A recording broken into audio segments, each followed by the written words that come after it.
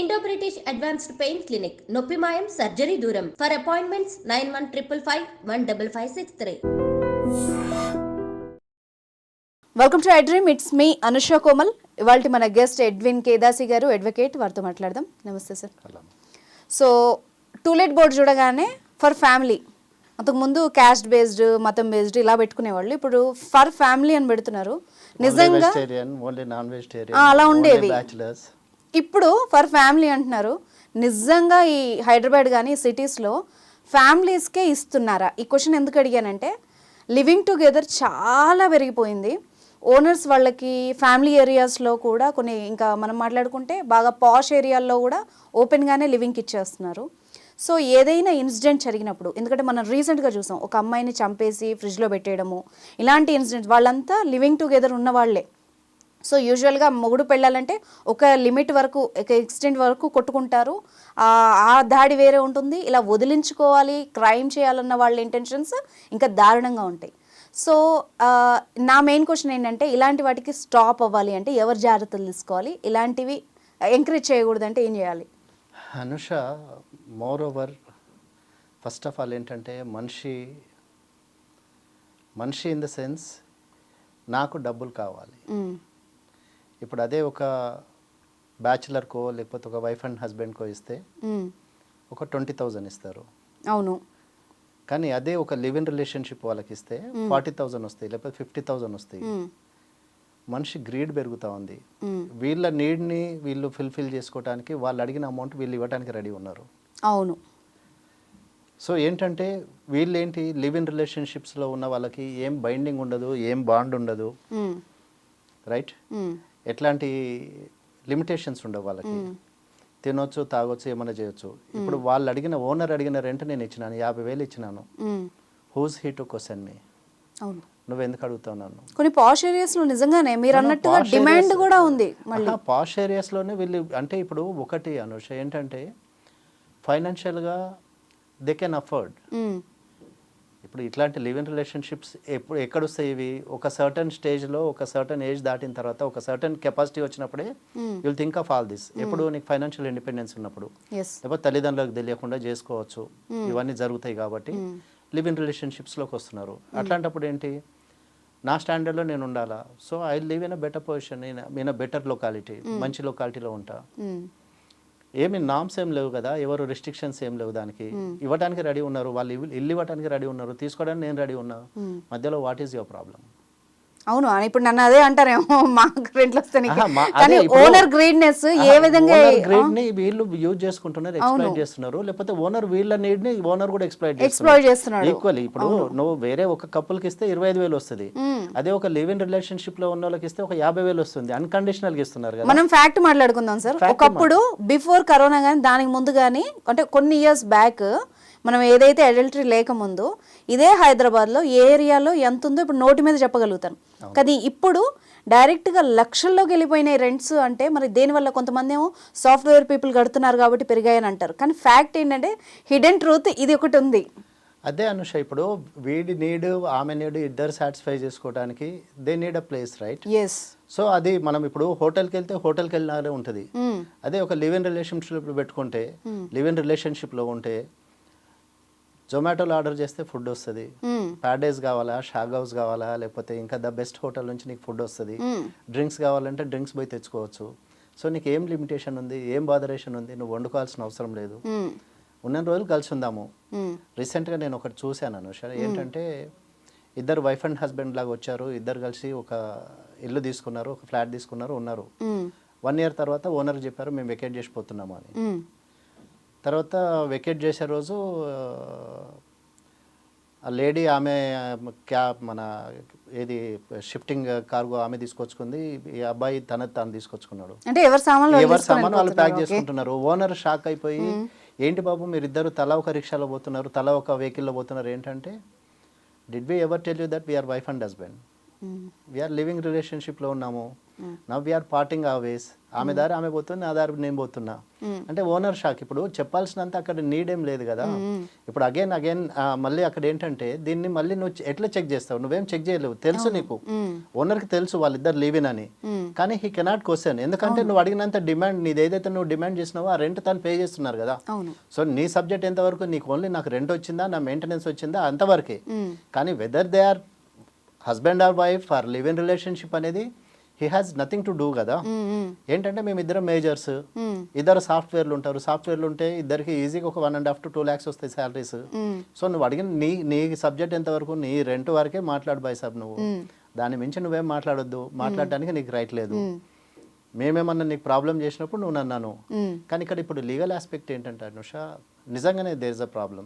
రేపు ఒకవేళ అన్ఫార్చునేట్లీ ఏదో జరిగి అమ్మాయికి ఏమైనా, అమ్మాయి చచ్చిపోతే బాగుంటే ఓకే, బాగా లేకపోతే everything is fine, everything is fine. అప్పుడు ఓనర్ మెడకు కూడా చుట్టుకుంటదా? ఓనర్ మెడకు కూడా చుట్టుకుంటది. ఎట్లా ఇచ్చినావు అని చెప్పేసి అడుగుతారు కదా. అవును, ఎంక్వైరీ ఫేస్ చేయాలి కదా. అంటే he has to go through the process of law, procedure of law, ఇవన్నీ ఫేస్ చేయాల్సి వస్తుంది. ఇప్పుడు నిజంగానే అమ్మాయికి ఏమన్నా చచ్చిపోయింది అనుకో, అదే ఇప్పుడు ఒక మ్యారేజ్ లో అమ్మాయి చచ్చిపోతే ఏమంటారు, దాన్ని డౌరీ డెత్ అంటారు. Within 7 years of death is family members liable అవుతారేమో, ఫ్యామిలీ మెంబర్స్ కి లయబిలిటీ వస్తుంది. కానీ ఇక్కడ ఏం లయబిలిటీ ఉంది, వీడు నిజంగానే వీడి అమ్మాయిని చంపేసి ఫ్రిడ్జ్ లో పెట్టో, లేకపోతే సూట్ కేసులో వేసుకొని తీసుకెళ్లేసి ఎక్కడో పడేసి డంప్ చేస్తే, these things will happen very much in north, right? బెంగళూరులో ఒక అమ్మాయిని కోసేసి ఫ్రిడ్జ్ లో పెట్టేసి వెళ్ళిపోయినాడు. సో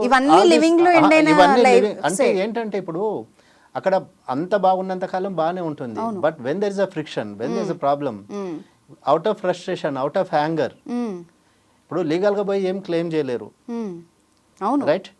ఇట్లాంటి వాటిలో లీగల్ గా కూడా పోయి ఏం చేయలేరు. అదే ఒక మ్యారిటల్ రిలేషన్షిప్ లో ఉంటే, if it's a legal marriage, at least you can approach the police or at least you can go and complaint. కానీ ఈ రిలేషన్షిప్ లో you cannot do much, right?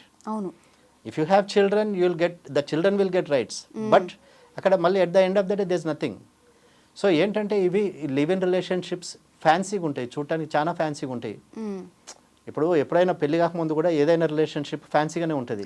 ఇప్పుడు this is also same, colourful గా మంచిగా, కానీ అది at the end of the day అది end అయినప్పుడు ఎట్లా అంటే అది ఇంకా అది షాటర్డ్ డ్రీమ్స్ లాగా.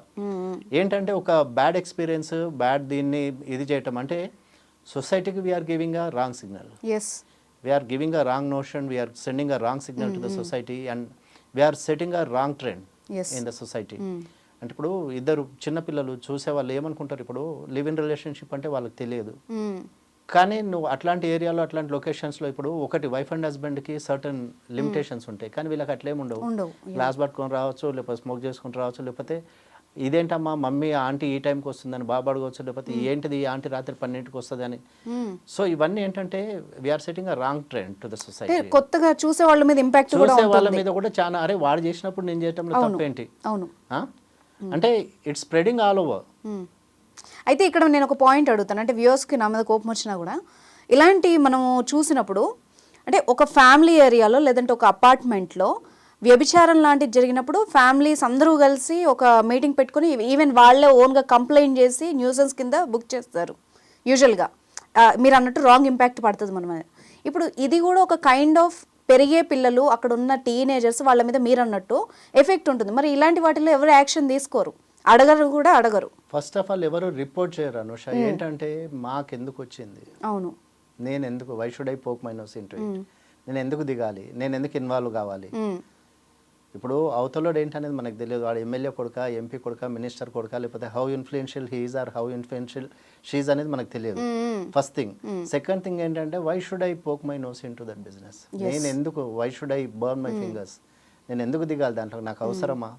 వాడు సవాడు చేస్తాడు, వాడి డబ్బులు వాడు పెట్టుకుంటున్నాడు, ఆమెకు షోక్ ఉంది, వాడికి షోక్ ఉంది, మాకు ఎందుకురా బై అంతే. కానీ ఏంటంటే సొసైటీకి we are sending a wrong signal again. అంటే ఇట్స్ అ రాంగ్ నోషన్.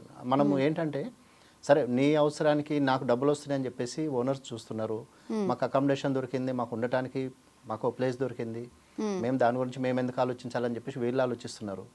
కానీ ఏంటంటే చూసే వాళ్ళకి it doesn't look good. And ఇప్పుడు ఫ్యామిలీస్ కూడా చాలా ఇన్కన్వీనియంట్గా, అన్కంఫర్టబుల్గా ఫీల్ అవుతారు. అంటే ఇప్పుడు వాళ్ళని చూసి మనం ఇంకొకరిని మనము మోటివేట్ చేస్తున్నాం మనము, అంటే మేము ఇది చేస్తున్నాం మీరు కూడా చేయండి, లేకపోతే మమ్మల్ని ఫాలో కాండి అనేది మేము ట్రెండ్ సెట్ చేస్తున్నాం అనుకుంటున్నారు. కానీ ఎవరినో కాదు, వాళ్ళ సొంత ఫ్యామిలీస్ సొంత ఫ్యామిలీస్. ఇప్పుడు రేపు ఇప్పుడు నీ తమ్ముడు వచ్చేసి అంటాడు అన్నుండగా తప్పలేదు నేనుంటే తప్పేంటి మమ్మీ అంటాడు. సో ఇప్పుడు వీడు అన్నయ్య ఉండి మోరల్ రెస్పాన్సిబిలిటీ ఏముంది, ఏం చెప్తాడు? అరే తమ్ముడు నువ్వు చేసేది తప్పురు అని చెప్పలేడు కదా. ఇప్పుడు ఫస్ట్ నువ్వు చేసేది కరెక్ట్ అయితే నువ్వు నన్ను చెప్పరా అంటాడు. వాడు వీడి దగ్గర ఏం ఆన్సర్ ఉంది? నేను దాక్కుంటే నా కొడుకుని తాగొద్దంటే ఏమంటాడు? ఫస్ట్ నువ్వు బంద్ చేయి, నువ్వు తాగడం బంద్ చేయి, నేను అప్పుడు నేను బంద్ చేస్తా అంటాడు. అంతే. అన్న తాగుతున్నప్పుడు తమ్ముడు కూడా తాగుతాడు కదా. ఇప్పుడు నువ్వే మోడల్ సెట్ చేసినప్పుడు వాడు ఫాలో అవుతాడు డెఫినెట్గా. నువ్వే కరెక్ట్ ఉంటే వాడు అది చేయడు కదా. నువ్వు కరెక్ట్ ఉన్నప్పుడు వాడిని క్వశ్చన్ చేయగలవు, కానీ నువ్వే తప్పు చేసినప్పుడు వాడిని ఏం అడుగుతావు? నాకు ఇక్కడ ఇంకొక క్వశ్చన్ ఉంది. అన్ని రేట్ల మీద అంటే కాంట్రవర్సీ అవుతుంది, అన్ని రేట్ల మీద ప్రభుత్వం చర్యలు తీసుకుంటుంది అంటే అన్కంట్రోల్డ్గా పెరిగినప్పుడు ప్రతి ఒక్క ప్రోడక్ట్కి ఎంఆర్పి అనేది ఉన్నప్పుడు ఈ రెంట్స్ విషయంలో కూడా అసలు వీళ్ళు ఎందుకు ఇంత పెంచుతున్నారు, ఎవరికి ఇస్తున్నారు, ఇలాంటి రూల్స్ గవర్నమెంట్ పట్టించుకోదా? అంటే గవర్నమెంట్కి చెప్పి చేయరు కదా అనుష. ఇప్పుడు when you are buying a flat, ఒకటి ఫర్ ఎగ్జాంపుల్ నేను చెప్తున్నా, ఒక ఫ్లాట్ కొంటున్నావు, ఫ్లాట్ బిల్డర్ అంటాడు నేను 2 crores నేను అమ్ముతున్నా అంటాడు. 2 crores అమ్ముతున్నా అని చెప్పేసి దీంట్లో నాకు ఇంత వైట్ కావాలి ఇంత బ్లాక్ కావాలని అంటాడు. గవర్నమెంట్ ఎక్కడి వరకు దాని లిమిటేషన్ గవర్నమెంట్కి, నీకు మార్కెట్ వాల్యూ నీది నీకు వచ్చిందా లేదా?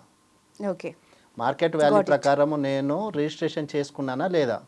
నువ్వు బ్లాక్ ఎంత తీసుకుంటున్నా నాకు సంబంధం లేదు, నేను 18% జిఎస్టీ వేస్తున్నా, జిఎస్టీ వచ్చిందా లేదా అక్కడ వరకే నాకు.